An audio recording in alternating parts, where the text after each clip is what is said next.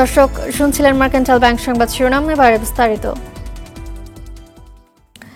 ঈদের আগে হঠাৎ করেই বন্ধ করে দেওয়া হয়েছে চট্টগ্রাম কক্সবাজার স্পেশাল ট্রেন। এতে ক্ষোভ জানিয়েছেন যাত্রীরা। যাত্রী কল্যাণ সমিতির দাবি, বাস মালিকদের সুবিধা দিতে রেলের এমন সিদ্ধান্ত, তাই আন্দোলনে যাবেন তারা। তবে রেলের মহাপরিচালক সর্দার শাহাদাত আলী জানান, ইঞ্জিন ও চালক সংকটেই তারা রেল চলাচল বন্ধ করতে বাধ্য হয়েছেন। আশিকুল আলম জানাচ্ছেন বিস্তারিত। পবিত্র ঈদুল ফিতর উপলক্ষে অল্প সময়ের জন্য গেল ৮ এপ্রিল চট্টগ্রাম থেকে কক্সবাজার বিশেষ ট্রেন চালু করে রেলওয়ে।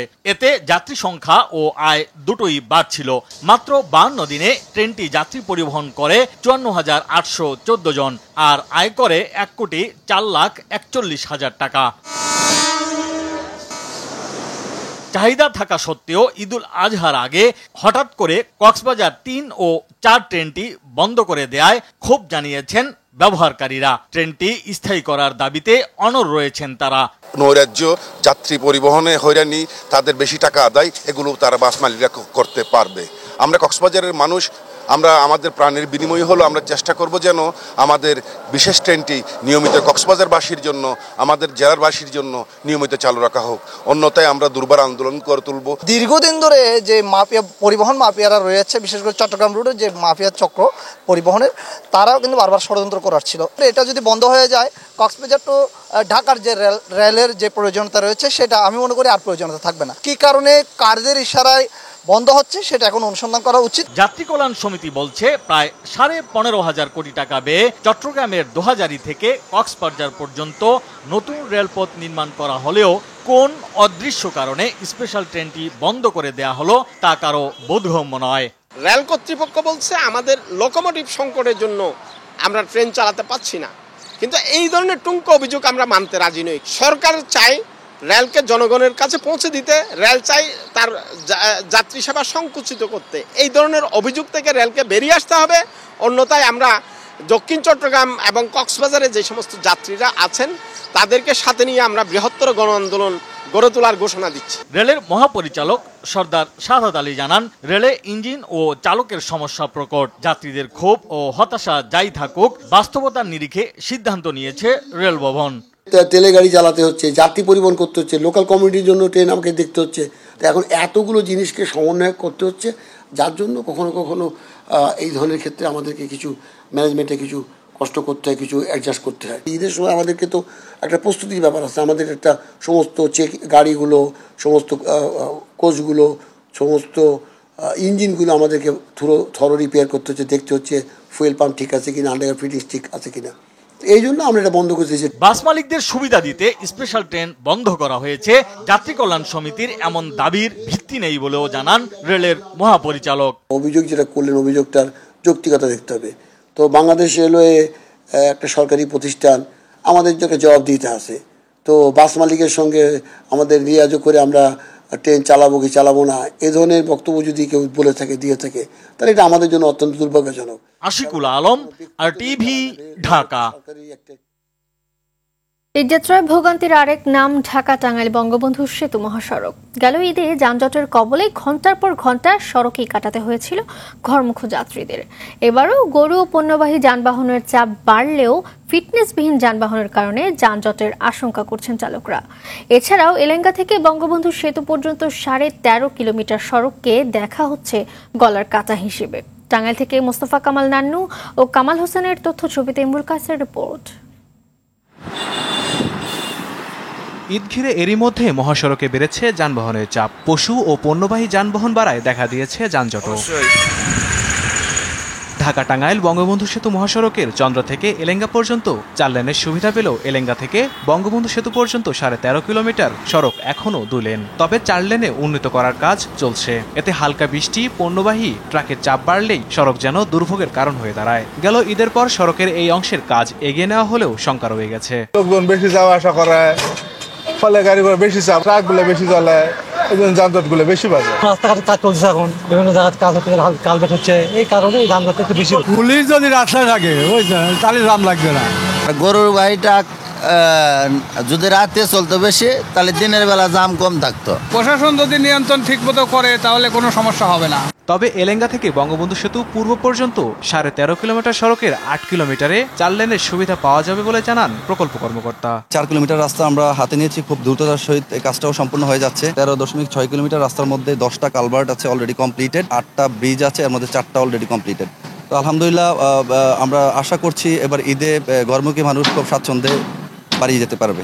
এদিকে সড়কে যানবাহনের চাপ বাড়লে এলেঙ্গা থেকে উত্তরাঞ্চলগামী যানবাহন একমুখী চলাচলের সিদ্ধান্ত নিয়েছে টাঙ্গাইল জেলা পুলিশ। গাড়ির ধীরগতি না হয়, যানজট না হয় এবং ঘরমুখী মানুষ স্বাচ্ছন্দ্যে যেতে পারে, সেই সার্বিক বিষয়টি নিশ্চিত করার জন্য যেখানে যে ধরনের পরিকল্পনা নেওয়া দরকার আমরা নিয়েছি এবং তা বাস্তবায়ন করব। সুনির্দিষ্ট তথ্য ছাড়া আমরা কোনো যানকে আমরা রাস্তায় কোনো সিগন্যাল দেব না এবং তাদের আসা যাওয়ার পথে পুলিশ দ্বারা তারা কখনো হয়রানি হবে না, এটা পুলিশের পক্ষ থেকে আমরা নিশ্চিত করতে পারি। মানুষের নির্বিঘ্নে ঘরে ফেরাতে মহাসড়কে 7 শতাধিক পুলিশ মোতায়েন থাকবে বলেও জানায় পুলিশের এই কর্মকর্তা। ইমরুল কায়েস, RTV। আসন্ন ঈদুল আজহাকে কেন্দ্র করে দেশের বিভিন্ন স্থানে জমে উঠেছে কোরবানির পশুর হাট। রাজশাহীর সবচেয়ে বড় পশুর হাট বসেছে সিটি হাটে। বেচাকেনা শুরু হলেও কাঙ্ক্ষিত দাম না পাওয়ার অভিযোগ বিক্রেতাদের, আর গরু অনুযায়ী দাম বেশির অভিযোগ ক্রেতাদের। জয়পুরহাটে বেশি দামের আশায় গরু মোটা তাজা করে কাঙ্ক্ষিত দাম না পাওয়ায় বিপাকে খামারিরা। রাজশাহী থেকে মোস্তাফিজ রকি ও জয়পুরহাট থেকে রাশেদুজ্জামানের তথ্য ছবিতে ইমরুল কায়েসের রিপোর্ট। জমে উঠেছে কোরবানির পশুর হাট। রাজশাহী নগরীর সিটি হাটের চারিদিকে গরু আর ছাগলের মেলা। ছোট বড় মাঝারি সব ধরনের গরুর যোগান হাটে বাড়লেও ক্রেতা শূন্য। বিক্রেতারা জানান, খাদ্যের চড়া দামের কারণে গরুর দাম বেশি। গত বছরের তুলনায় গরু প্রতি দাম বেড়েছে 15 থেকে 20,000 টাকা। এতে কিছুটা বেশি দামে বিক্রি করলেও লাভের মুখ দেখছে না বিক্রেতারা। আমদানি বেশি, বাজার খারাপ, কেনাকাটা কম, খরিদ্দার কম আসছে। গরু সবকিছুরই মূল্য বেশি, এই জন্য গরু 30-32 এগুলি দাম যাচ্ছে। 95 দাম বলেছে, 75-76 এই লেখার দাম বলেছে। কোরবানির পশু কিনতে দেশের বিভিন্ন স্থান থেকে ব্যাপারী ও ক্রেতারা আসলেও বাড়তি দামে হতাশ।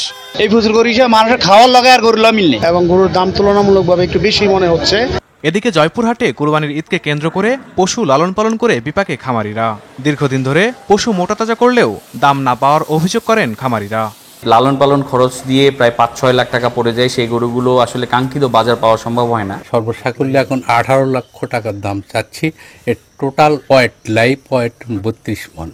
জেলার পশুর হাটের চিত্র একই, তবে বড় গরুর থেকে মাঝারি ও ছোট আকারের পশুর চাহিদা বেশি। খরচের তুলনায় লাভ হচ্ছে না বলছে বিক্রেতারা। হাত, তারপরে ওষুধ গড়ি, এই খানদান করে আজকে বেজা আমার 10,000 টাকা লস ভাই। যে খরচটা হয়েছে এই খরচে মনে করেন যে বাজারে বিক্রি হলে আমার বহু টাকা লসের দিকে চলে যাচ্ছে। জেলার 11টি স্থায়ী হাটে পশু বিক্রয় করা হবে বলে জানায় এই কর্মকর্তা। এই জেলার এই বছরের চাহিদা 1,66,385। উদ্বৃত্ত পশুর সংখ্যা প্রায় 1,42,186। জেলায় মোট 11টা স্থায়ী পশু ক্রয় বিক্রয়ের হাট আছে এবং 16টা অস্থায়ী হাটে ক্রয় বিক্রয় হবে।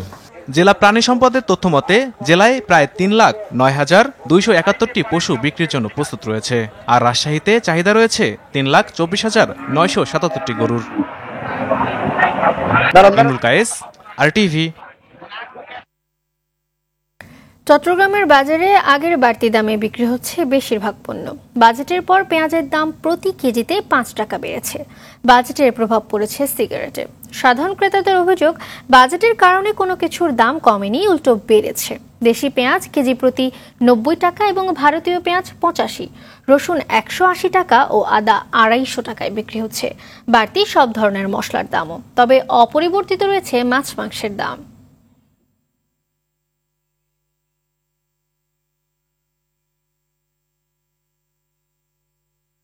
দর্শক, এই বিষয়ে আরো জানাতে চট্টগ্রাম থেকে সরাসরি যোগ দিচ্ছেন সহকর্মী সাইফুল মাহমুদ। সাইফুল, বাজারে পণ্যের বাড়তি দামের বিষয়ে কি বলছেন ক্রেতা বিক্রেতারা, জানাবেন আমাদের। জি, মালিয়া আসলে যেমনটি বলেছেন, গত বৃহস্পতিবারে কিন্তু বাজেট ঘোষণা করা হয়েছে। সবাই ধারণা করেছিল আসলে বাজেটের পরপরেই কিন্তু আসলে হয়তো নিত্যপণ্য কিংবা ভোগ্যপণ্যের উপরে একটা প্রভাব পড়বে চট্টগ্রামের বাজারে। আসলে কোনো ধরনের প্রভাব পড়েনি, বরং উল্টো বেড়েই চলেছে। বাজেট ঘোষণা যেদিন করা হয়েছিল সেদিনে কিন্তু কেজিতে 5 টাকা থেকে 6 টাকা বেড়েছে পেঁয়াজের দাম, এবং রসুনের দামও বেড়েছে, আদার দামও বেড়েছে। এবং আজকে সকালবেলার আমরা বাজার যাচাই করেছি, যে আদা আসলে বাজেটের আগে বিক্রি হয়েছিল 250 টাকা, সেই আদা এখন বিক্রি হচ্ছে 280 টাকাতে। যেই রসুন 195 টাকাতে বিক্রি হয়েছিল, সেই রসুন এখন বিক্রি হচ্ছে আসলে 220 টাকা থেকে 230 টাকা। পেঁয়াজ বিক্রি হচ্ছে 90 টাকা থেকে 95 টাকাতে। এবং সেই সাথে যদি আমি নিত্যপণ্যের কথা বলে থাকি, আসলে সবগুলো নিত্যপণ্যের দামই কিন্তু ঊর্ধ্বগতিতে বিক্রি হচ্ছে। প্রতিটি সবজি কিন্তু 60 টাকা থেকে 70 টাকার নিচে কোনো সবজি বিক্রি হচ্ছে না, প্রতিটি সবজি ঊর্ধ্বমূল্যে বিক্রি হচ্ছে। এবং সেই সাথে ডিমের ডজন কিন্তু বিক্রি হচ্ছে আজকে সকালবেলা 160 টাকায়। গত সপ্তাহে যে ডিম 150 টাকা বিক্রি হয়েছিল, সেই ডিম কিন্তু এখন বিক্রি হচ্ছে 160 টাকাতে। এবং যারা সাধারণ ক্রেতা আছে তারা কিন্তু অভিযোগ করে বলেছেন, সঠিক বাজার মনিটরিং ব্যবস্থা না থাকার কারণেই কিন্তু আসলে ব্যবসায়ীরা যেভাবে পারছে সেভাবে ব্যবসা করে নিতেন, তাদেরকে কোনোভাবেই নিয়ন্ত্রণ করা যাচ্ছে না। তবে ব্যবসায়ীদের একটা অভিযোগ, সেটি হচ্ছে যে আসলে তারা অধিক মূল্যে কিনে আনতে হচ্ছে বিধায় তারা অধিক দামে বিক্রি করতে হচ্ছে, তাদের কিছু করার নেই। তবে ব্যবসায়ীরা জানিয়েছেন বাজারে কিন্তু এখনো বাজেটের কোনো প্রভাব পড়েনি, তবে বাজেটের প্রভাব কবে নাগাদ পড়বে সেটা কিন্তু তারা বলতে পারতেছে না। তবে ক্রেতাদের অভিযোগ হচ্ছে যে যেই পণ্যগুলো বাজেটে যে পণ্যগুলোর দাম কমার কথা ছিল, সেগুলো ব্যবসায়ীরা আগে থেকেই দাম বাড়িয়ে দিয়েছে, সেজন্য কিন্তু আসলে তাদেরকে কোনোভাবে নিয়ন্ত্রণ করা যাচ্ছে না। তবে বাজেটের যে প্রভাব সেটা কিন্তু কবে নাগাদ আসলে বাজারে পড়বে সেটা বোঝা যাচ্ছে না। মালিয়া, বাজার পরিস্থিতি নিয়ে এটাই ছিল আমার কাছে এই মুহূর্তে সর্বশেষ সংবাদ। ধন্যবাদ আপনাকে। গুলি করে সহকর্মীকে হত্যার দায়ে অভিযুক্ত কনস্টেবল কাউসার আলীর মানসিক স্বাস্থ্য নিয়ে পরস্পর বিরোধী তথ্য দিচ্ছে পরিবার ও পুলিশের ঊর্ধ্বতনরা। স্ত্রীর দাবি, পুলিশ বিভাগ থেকেই পাবনার মানসিক হাসপাতালে কাউসারের চিকিৎসা করানো হয়। যদিও ডিএমপি বিষয়টি অস্বীকার করছে, তবে স্ত্রীর বক্তব্য সত্য হলে এই কনস্টেবলকে দায়িত্বে রাখা ব্যক্তিদের বিরুদ্ধেও ব্যবস্থা নেওয়ার কথা বলছেন বিশেষজ্ঞরা। বিস্তারিত সুমন্তান ভিডিও রিপোর্ট। কুষ্টিয়া থেকে সহায়তা করেছেন শেখ হাসান বেলাল। সহকর্মীর বুক ঝাঁঝরা করে দিচ্ছে আরেক সহকর্মী। একটি দুটি নয়, একে একে করা হয় 38 রাউন্ড গুলি। শনিবার রাতে বুকে কাঁপন ধরা এমন ঘটনা শুধু পুলিশ বাহিনীতে নয়, দেশের ইতিহাসেও নজিরবিহীন। 35 সেকেন্ডের ভিডিও ফুটেজে দেখা যায় অনেকটা নির্বিঘ্ন মনে সহকর্মীর বুকে গুলি চালাচ্ছে কনস্টেবল কাউসার আলী। ঘটনার সময় কাউসারকে বেশ আত্মবিশ্বাসী মনে হয়েছে, যদিও পরিবার বলছে কাউসার মানসিকভাবে অসুস্থ। 2010 সালে পাবনার মানসিক হাসপাতালে খোদ ডিপার্টমেন্ট থেকেই তার চিকিৎসা করানো হয়। 2012 ও 2013 সালেও মানসিক রোগের চিকিৎসক দেখান তিনি। 10 সালে একবার পাবনায় খাটছে, তারপরে কত সালে এডি মনে নেয় 12 কি 13 সালে দুইবার এরকম মনে হয়েছে। আর ঢাকা শ্যামলীতেও 2বার ছিল। মানসিকভাবে অসুস্থ এমন একজন পুলিশ কনস্টেবলকে কূটনৈতিক পাড়ার মতো স্পর্শকাতর জায়গায় কিভাবে দায়িত্বে রাখা হলো, এমন প্রশ্নে ডিএমপি বলছে কাউসারের মানসিক অসুস্থতা নিয়ে কোনো রেকর্ড নেই ডিএমপিতে। 2018 সালের পরে কিন্তু তার কোনো সমস্যা দেখা যায়নি। আর দ্বিতীয় কথা হলো যে তার পরিবার থেকে কোনো রিপোর্ট করেনি। পুলিশ হাসপাতালে আমাদের একটা চিকিৎসা ব্যবস্থা আছে, চিকিৎসা বই আছে আলাদা, সেই জায়গাগুলোতে এগুলো উল্লেখ থাকার কথা। তো সে ধরনের কোনো কিছু নেই। বিষয়টি নিয়ে সচিবালয়েও কথা বলেন স্বরাষ্ট্রমন্ত্রী, জানান তার পারিবারিক বিষয়ে খোঁজ নেওয়া হচ্ছে। হয়তো তার পারিবারিক কোনো অসুবিধা থাকতে পারে, হয়তো অন্য কোনো কিছু থাকতে পারে। তো কাজেই এখনো আমরা সুনির্দিষ্টভাবে আমরা কিছু বলতে পারছি না। তবে স্ত্রীর দেওয়া তথ্যকে গুরুত্ব সহকারে দেখার তাগিদ দিয়েছেন বিশেষজ্ঞরা। অসুস্থতা কিংবা শারীরিক অসুস্থতা সব অন্য যে কোনো ধরনের জটিলতা যে কোনো মানুষের জীবনে সেটা পুলিশ সহ তৈরি হতে পারে, কিন্তু এটি তো তৈরি হলে তার যে একজন পুলিশ সদস্যের বা একজন সরকারি কর্মচারী হিসাবে তার যে প্রতি বছর যে এসিআর লেখা হয়, অ্যানুয়াল কনফিডেন্সিয়াল যে রিপোর্ট, সেখানে এই ব্যাপারগুলো উঠে আসবে। মাঠ পর্যায়ে দায়িত্ব বন্টন কিংবা এই কর্মের ক্ষেত্রে কি এক ধরনের যা খুশি তাই হচ্ছে, কোনো ক্ষেত্রে সকল ক্ষেত্রে হচ্ছে সেটি বলার সুযোগ নেই। আগামী বুধবারের মধ্যে এ ঘটনার তদন্ত প্রতিবেদন জমা দিতে বলা হয়েছে তদন্ত কমিটিকে। সুমন তানভীর, RTV, ঢাকা।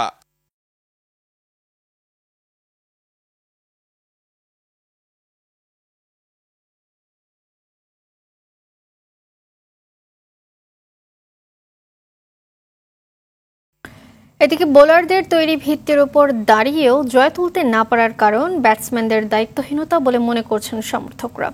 একই সঙ্গে দল নির্বাচনে বিসিবিকে আরও চৌকস হওয়ার আহ্বান টাইগার ভক্তদের। রাজধানীতে বড় পর্দায় খেলা দেখার সময় প্রোটিয়া ব্যাটসম্যানদের শিকারে তানজিম সাকিব, তাসকিনদের মুন্সিয়ানা দারুণভাবে উপভোগ করেন সমর্থকরা। আবার টাইগার ব্যাটসম্যানদের ব্যর্থতায় মুষড়ে পড়েন তারা। আবেগে আঘাত পাওয়া এই হার মানতে পারছেন না ভক্তরা।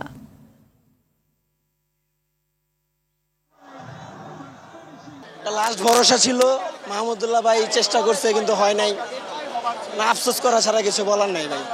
আমার আসলে বলার ভাষা নেই, মানে বলতে পারতেছি না। আপনি দেখেন বাংলাদেশের যে টপ অর্ডারের যে ব্যাটসম্যানরা আজকে যেটা দেখে মনে হয়েছে যে তারা এক ভয়ঙ্কর ডায়রিয়া রোগে মনে হয় ভুগতেছিল। তাদের দেশে ফিরার অনেক বেশি তাড়া হয়ে গেছে যে আসছে আর যাচ্ছে, তারা দায়িত্ব নিয়ে কোনো খেলা খেলেনি। আজকে খেলা দেখতে আসছি ভাই, আজকে পেটে ভাত দিতে পারি নাই, খাইতে পারি নাই। মনে হয় শুরুর দিকে ব্যাটিং অর্ডারটা আসলে একটু চেঞ্জ করা উচিত। ওরা তো প্রথম দিকে অনেক দ্রুত আউট হয়ে যায়, অনেক বল লস করে।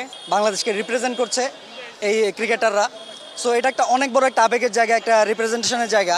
সো এটা অনেক বড় একটা দায়িত্বের জায়গা। সব কিছু মিলিয়ে দায়িত্বের জায়গাটা প্রত্যেকটা ক্রিকেটারকে উপলব্ধি করা উচিত। টি-20 বিশ্বকাপে গ্রুপ পর্বের বাঁচা মরার লড়াইয়ে কানাডার বিপক্ষে মাঠে নামছে পাকিস্তান। নিউ ইয়র্কের নাসাউ কাউন্টি ক্রিকেট স্টেডিয়ামে ম্যাচ শুরু রাত 8:30টায়। এর আগে টানা 2 ম্যাচ হেরে ব্যাকফুটে বাবর আজমের দল। সুপার ওভারে ইউএসএর বিপক্ষে হারার পর ভারতের বিপক্ষে হেরে বিশ্বকাপ থেকে বিদায়ের শঙ্কায় তারা। কানাডার বিপক্ষে এই ম্যাচ তাই দলটির জন্য বাঁচা মরার লড়াই। পয়েন্ট টেবিলের 4 নম্বরে থাকা পাকিস্তানের নামের পাশে কোনো পয়েন্ট নেই। অন্যদিকে সমান ম্যাচ খেলা কানাডা একটি ম্যাচ জিতে নামের পাশে 2 পয়েন্ট নিয়ে টেবিলের 3 নম্বরে অবস্থান করছে। আরটিভিতে সম্প্রচারের পর প্রতিবন্ধী শিশুকে ফিরে পেল পরিবার। গাজীপুরের তুরাগ থানার বাসিন্দা রনিকে আরটিভির পর্দায় দেখে চিনতে পারে পরিচিত জনরা। বিস্তারিত সৈয়দ মুনিরুল ইসলামের রিপোর্টে।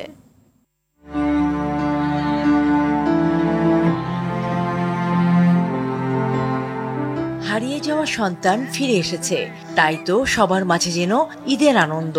মরুর বুকে এক পশলা বৃষ্টির মতো শীতল হয়েছে মায়ের বুক। কথা বলবে? আজ তোমার নাম কি? রনি।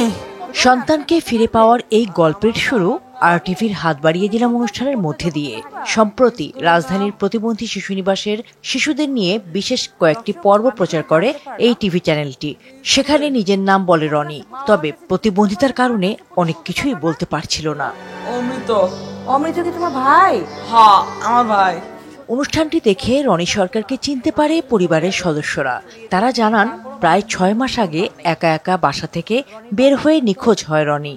খোঁজাখুঁজির পরও তার সন্ধান পাওয়া যায়নি। অবশেষে সব আনুষ্ঠানিকতা শেষে রবিবার প্রতিবন্ধী শিশু নিবাস থেকে মা বাবার বুকে ফিরে যায় রনি। সন্তানকে কাছে পেয়ে আবেগে আপ্লুত হয়ে পড়ে পরিবারের সদস্যরা। এই যে আমার মা, আমি হারাই গেছি ওই মেট্রোরে।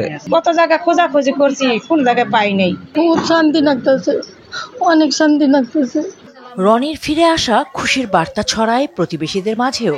তাকে দেখতে ভিড় জমান এলাকার মানুষ। হাত বাড়াও এই অনুষ্ঠান দেখার পরে এটা মুনিরাপা নিয়ে আসলো, নেওয়ার পরে এই যে আমরা আজকে পাইলাম, আমরা এলাকাবাসী সবাই খুশি। আরটিভির মাধ্যমে রনি সহ প্রতিবন্ধী শিশু নিবাসে থাকা বেশ কয়েকজন শিশুকে খুঁজে পেয়েছে পরিবার। এমন উদ্যোগের প্রশংসা করেন সর্বস্তরের মানুষ। শিশুদের পরিবারের কাছে ফিরিয়ে দিতে পেরে আনন্দিত নিবাসীর এই কর্মকর্তাও। আমাদের মিশ্র অনুভূতি যে আমরা দিতে চাই না, বাট কিন্তু দিতে হয়, এই কারণে যে তারা ওখানে গেলে, বাবার কাছে থাকলে, মায়ের কাছে থাকলে অনেক খুশি থাকবে। সামাজিক দায়বদ্ধতার অংশ হিসেবে হাত বাড়িয়ে দিলামের মতো জনবান্ধব আরও অনুষ্ঠান আরটিভিতে দেখতে চান উপকারভোগীরা। সৈয়দা মুনিরা ইসলাম, আরটিভি।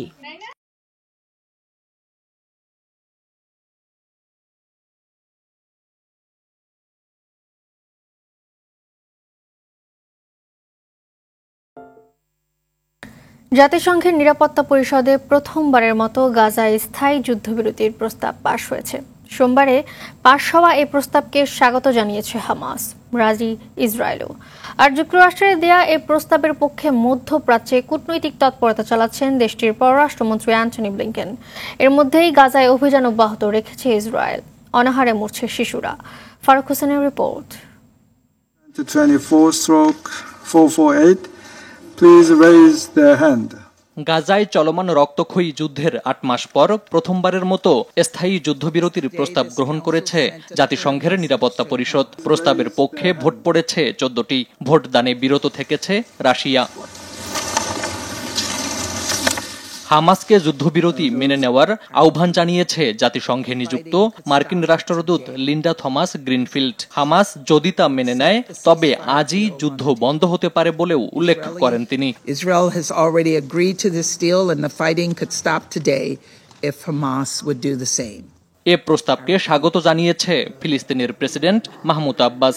এটিকে গাজা উপত্যকায় গণহত্যার অবসান ঘটানোর একটি পদক্ষেপ হিসেবে দেখছেন তিনি। যুদ্ধবিরতিতে সহযোগিতা করতে সম্মত হয়েছে হামাসও। এখন পর্যন্ত কোনো আপত্তি জানায়নি ইসরায়েল। এদিকে যুদ্ধবিরতির পক্ষে কূটনৈতিক তৎপরতা চালাতে সোমবার মধ্যপ্রাচ্য সফরে এসেছেন মার্কিন পররাষ্ট্রমন্ত্রী অ্যান্টনি ব্লিংকেন। বৈঠক করেছেন মিশরের president Abdel Fattah al Sisi ও ইসরায়েলি প্রধানমন্ত্রী নেতানিয়াহুর সাথে। যুদ্ধবিরতির প্রস্তাবে সম্মতি আদায়ে হামাসকে চাপ প্রয়োগের জন্য মধ্যপ্রাচ্যের নেতাদের প্রতি আহ্বান জানিয়েছেন Blinken. If you want a ceasefire, press Hamas to say yes. যুদ্ধ শুরুর পর গাজায় খাদ্য পানীয়র প্রবেশ বন্ধ করে দেওয়াকে অন্যতম অস্ত্রে পরিণত করে ইসরায়েল। এতে ধীরে ধীরে দুর্ভিক্ষের কবলে পড়ে উপত্যকাটির প্রায় 24 লাখ মানুষ। খাদ্য ও পুষ্টির অভাবে এখন পর্যন্ত 32 জন মারা গেছে। নিহতের মোট সংখ্যা 37,000 ছাড়িয়েছে। আহত 85,000 ছুঁই ছুঁই। ফারুক হোসেন, RTV।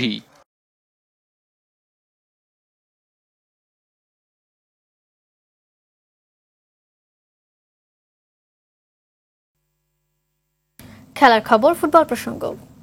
ফিফা বিশ্বকাপ ও এশিয়ান কাপের যৌথ বাছাইয়ের ম্যাচে আজ লেবাননের মুখোমুখি হবে বাংলাদেশ। কাতারের খলিফা আন্তর্জাতিক স্টেডিয়ামে ম্যাচটি শুরু হবে রাত 10টায়। বিশ্বকাপের বাছাইয়ে তৃতীয় রাউন্ডে যাওয়ার স্বপ্ন অনেক আগেই শেষ বাংলাদেশের। তবে 2027 সালে এশিয়ান কাপে খেলার সম্ভাবনা এখনও টিকে রয়েছে হাভিয়ার ক্যাব্রেরার শিষ্যদের। ঘরের মাঠে লেবাননকে 1-1 গোলে রুখে দিয়েছিল জামাল তোপুরা। এবার কাতারের মাটিতে মধ্যপ্রাচ্যের দেশটির বিপক্ষে জয় নিয়ে এশিয়ান কাপের বাছাইয়ের পরের ধাপে খেলতে চান লাল সবুজের ছেলেরা। এদিকে র্যাঙ্কিংয়ে বাংলাদেশের চেয়ে 64 ধাপ এগিয়ে থাকা লেবানন এই ম্যাচে জয়ের বিকল্প ভাবছে না।